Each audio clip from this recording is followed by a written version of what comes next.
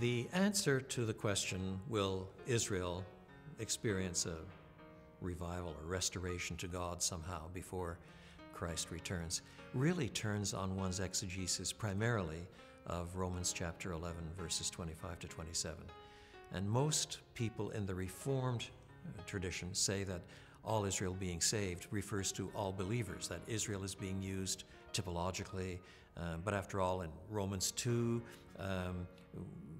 the apostle insists that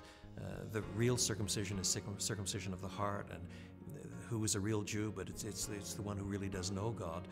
rather than the person who happens to have Abraham's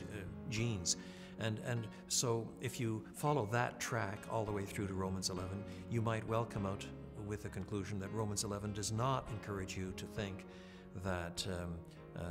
that there is some great movement of the people of God historically, covenantally, the Jews, before the end finally comes. But I'm inclined to side with John Murray in this regard, in his commentary on Romans, because in the same chapter, verses 12 and 15, so twice, in order to set us up for verse 25 to 27, we're told, if the turning away, if the falling away, if the turning aside, if the rejection of the Jews has brought great blessing to Gentiles, the gospel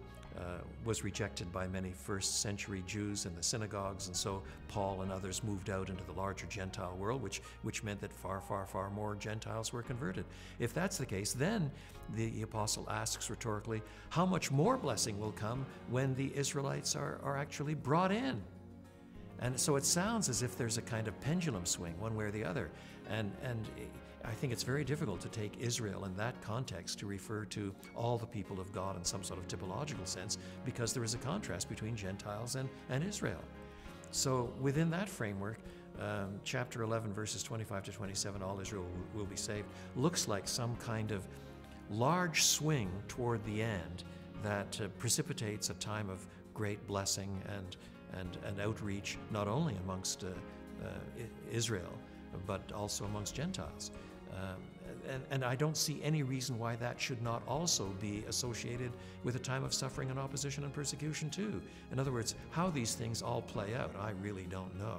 But I'm inclined to think, I won't be dogmatic about it, but I'm inclined to think that there is a time for great blessing for Israel qua race still to come, as they're brought in large numbers to the gospel of Christ.